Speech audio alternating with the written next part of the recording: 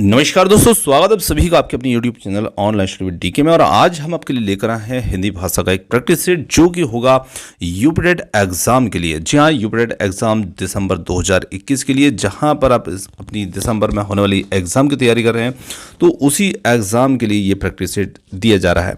और यहाँ पर ये बता दें आपको कि प्रैक्टिस सेट जो होगा ये पूर्णतः उसी पर आधारित होगा जिस प्रकार से आपका जो पेपर लीक हुआ था और उसमें आपने क्वेश्चन देखे थे, जिस टाइप के क्वेश्चन थे उसी प्रकार के क्वेश्चन इस प्रैक्टिस सेट में भी हमने शामिल किए हैं। तो चलिए अब बढ़ते हैं, और ये प्रैक्टिस सेट आपकी तैयारी के लिए, आपके आकलन के लिए काफ़ी हेल्पफुल रहेगा। बढ़ते हैं प्रश्न पत्र की ओर और देखते हैं इसके महत्वपूर्ण प्रश्न को। तो सबसे फर्स्ट क्वेश्चन यहां पर इसमें आता है, उधु मोही ब्रज बिसरत नाही, हंस सुता की सुंदर कगरी और द्रुमन की छाही। इन पंक्तियों के अंदर जो है रस, हालांकि उसमें रस नहीं पूछा था, पर अलंकार, छंद, रस आदि पूछे जा रहे हैं। तो निश्चित रूप से यहाँ पर कुछ प्रश्न आपको ऐसे भी ध्यान रखना है, क्योंकि यहाँ पर पूछा गया है रस, तो हो सकता है अगले क्वेश्चन में आपसे अलंकार पूछा जाए। तो उसी प्रकार से आपको ध्यान रखना कि यहाँ पर कौन सा रस है, या इसमें श्रृंगार रस है, हास्य रस, वीर रस या करुण रस है।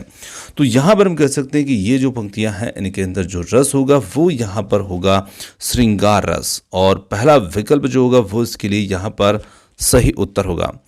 बढ़ते हैं अगले प्रश्न की ओर। अगला प्रश्न यहाँ पर आता है, बिहारी रत्नाकर के रचयिता कौन है? तो काफ़ी महत्वपूर्ण प्रश्न है, और यहाँ पर नाम से हमें लगता है कि बिहारी रत्नाकर यानी कि बिहारी इसके रचयिता होंगे, परंतु बिल्कुल नहीं, ऐसा नहीं होगा। बिहारी रत्नाकर के रचयिता जो है बिहारी घनानंद रत्नाकर या फिर फोर्थ एंड में से कोई नहीं।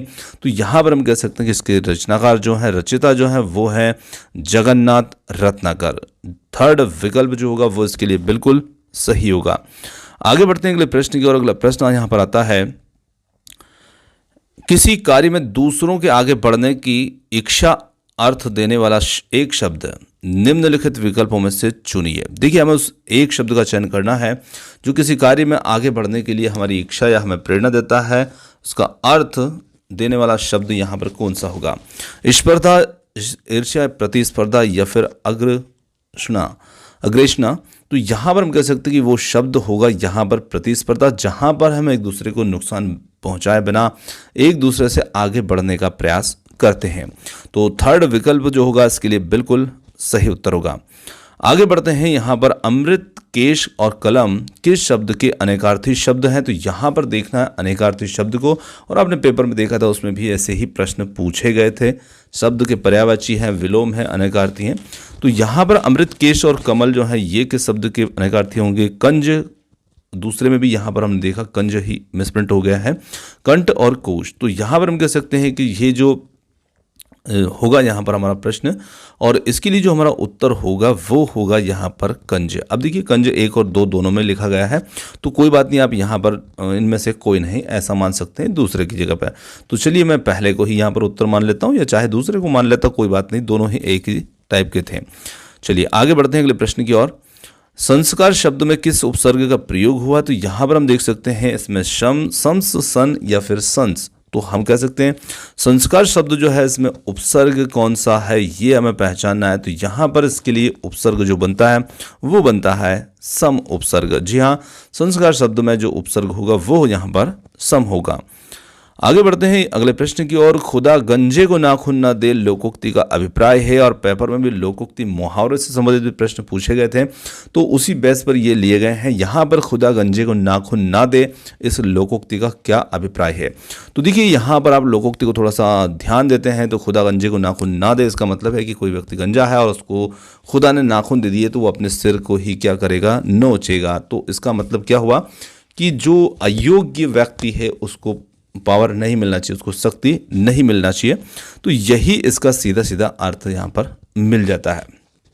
अब 4 विकल्पों को देखें, तो लज्जित होकर दूसरे पर क्रोध ना निकाले, एक दोस्त पहले से था दूसरा आ गया, या थर्ड है छोटे आदमी का प्रेम अस्थिर होता है, फोर्थ है अयोग्य व्यक्ति को शक्ति नहीं मिलनी चाहिए। तो यहाँ पर जो गंजा व्यक्ति है उसे अयोग्य व्यक्ति माना गया है, और नाखून जो है उसकी शक्ति को माना गया है। तो इसका जो सही उत्तर होगा विकल्प नंबर 4 होगा। आगे बढ़ते हैं अगले प्रश्न की ओर। रस सिद्धांत के आदि प्रवर्तक कौन है? यहाँ पर भरत मुनि है, भानुदत्त है, भामा है या फिर विश्वनाथ है।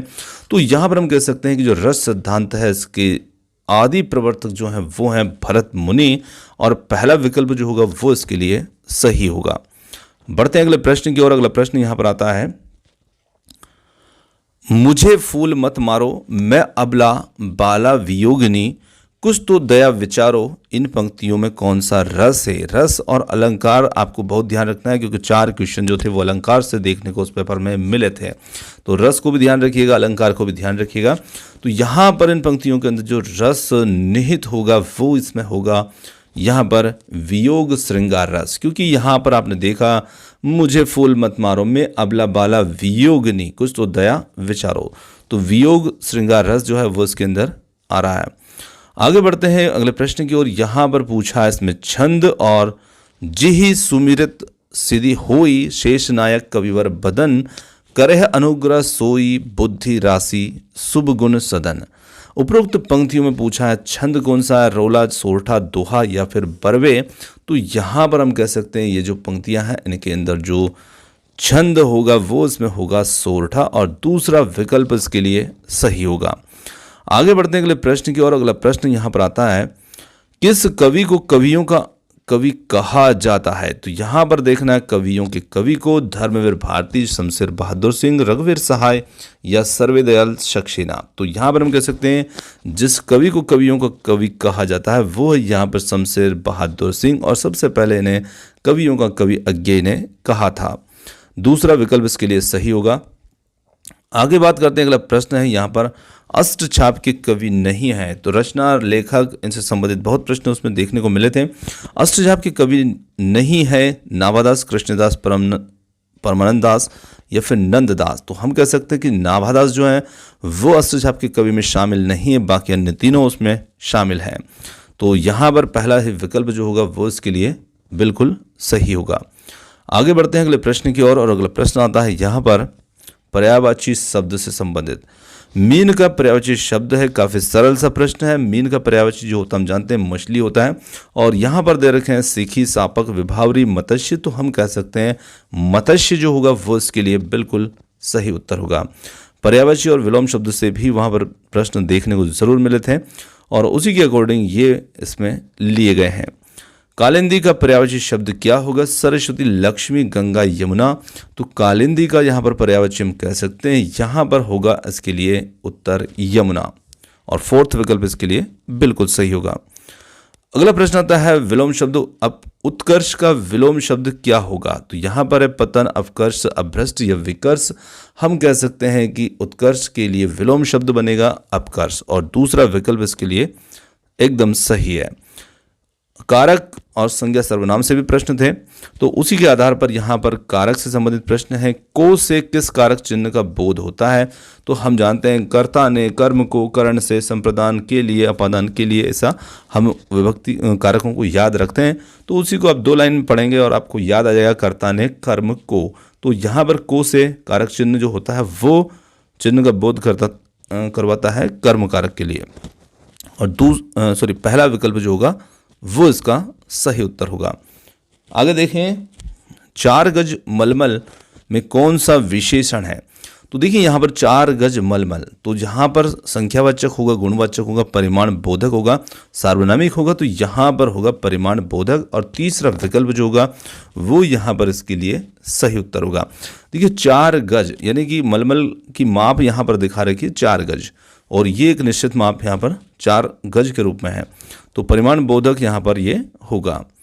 आगे बढ़ते हैं। निम्नलिखित में से कौन सा शब्द यहाँ पर स्त्रीलिंग नहीं है? तो स्त्रीलिंग नहीं है उसे पहचानना है। निराला, झुरमुट, अंत्येष्टि या फिर इच्छा। तो यहाँ पर देखिए निराला शब्द जो है ये एक पुल्लिंग शब्द है, स्त्रीलिंग शब्द नहीं है। तो पहला ही विकल्प जो होगा इसके लिए बिल्कुल सही उत्तर होगा। चलिए आगे देखते हैं अगले प्रश्न को।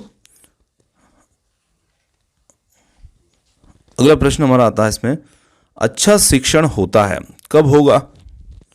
पूर्व ज्ञान पर आधारित होगा जब, या उद्देश्यपूर्ण होगा तब, क्रिया आधारित या उपरोक्त सभी।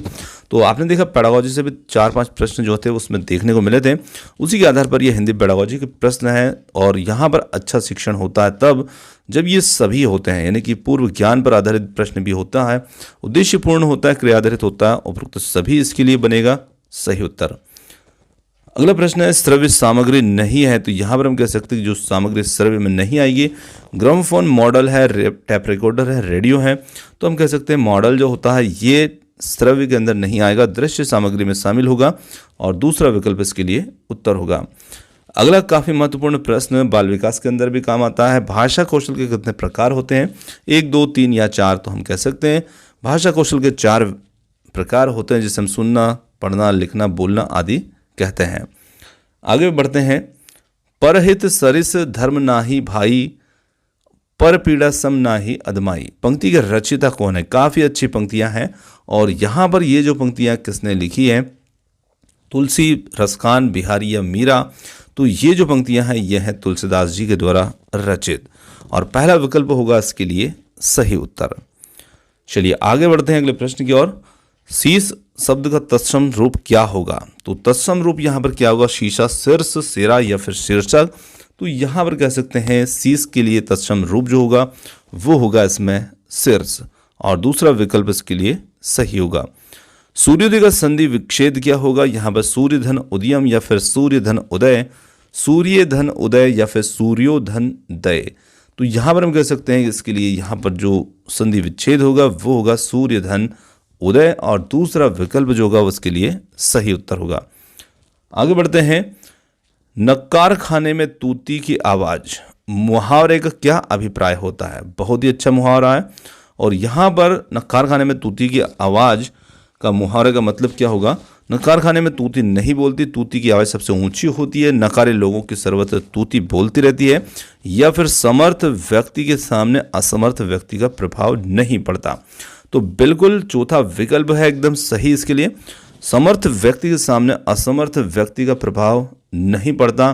तो वहां पर हम मुहावरा प्रयोग कर सकते हैं, नकार खाने में तूती की आवाज़। चलिए आगे बढ़ते हैं अगले प्रश्न की ओर। जो अच्छे कुल में उत्पन्न हुआ हो, इस शब्द के लिए, शब्द समूह के लिए एक शब्द क्या होगा? तो देखिए जो अच्छे कुल में उत्पन्न हुआ उसे हम कुलीन, समृद्ध, धनी या कृपण कहेंगे, तो हम उसे कहेंगे कुलीन, और पहला ही शब्द जो होगा ये यहाँ पर इसके लिए सही उत्तर होगा। आगे बढ़ते हैं अगले प्रश्न की ओर और देखते हैं अगले प्रश्न को। अगला प्रश्न यहाँ पर आता है, निम्नलिखित में से कौन सा शब्द पुल्लिंग है? नहर, आय, लहर या फिर व्यय। तो यहाँ पर हम कह सकते हैं कि जो व्यय शब्द होगा ये एक पुल्लिंग शब्द है, बाकी अन्य तीनों जो हैं वो स्त्रीलिंग शब्द में शामिल हैं। तो फोर्थ विकल्प इसके लिए सही होगा। चलिए आगे बढ़ते हैं और देखते हैं अगले प्रश्न को। प्रभु मेरे अवगुण चित न धरो पंक्ति किसकी है? कुंभनदास की, सूरदास की, तुलसीदास की या फिर कबीरदास की। तो प्रभु मेरे अवगुण चित न धरो, ये पंक्ति जो देने वाले हैं ये है सूरदास जी, और दूसरा विकल्प इसके लिए सही है। चलिए आगे बढ़ते हैं अगले प्रश्न की ओर। पावस ऋतु थी, पर्वत प्रदेश, पल पल परिवर्तित प्रकृति वेश। इन पंक्ति में पूछा अलंकार कि इनमें अलंकार कौन सा है? वक्रोक्ति, अनुप्रास, श्लेष या फिर यमक। तो आप देखें कि प वर्ण की जो है पुनरावृत्ति बार बार हो रही है, और यही जब पुनरावृत्ति होती है तो वहाँ पर होता है अनुप्रास अलंकार, और दूसरा विकल्प जो है वो यहाँ पर इसके लिए बिल्कुल सही उत्तर होगा। चलिए आगे बढ़ते हैं अगले प्रश्न की ओर। इनमें से राकेश, मोहन राकेश की कृति कौन सी है? तो यहाँ पर लेखक से संबंधित रचनाओं को देखना है। तो मोहन राकेश की कृति कौन सी है? लहरों के राजहंस, कुमुदी महोत्सव, भोर का तारा, रेस मिठाई।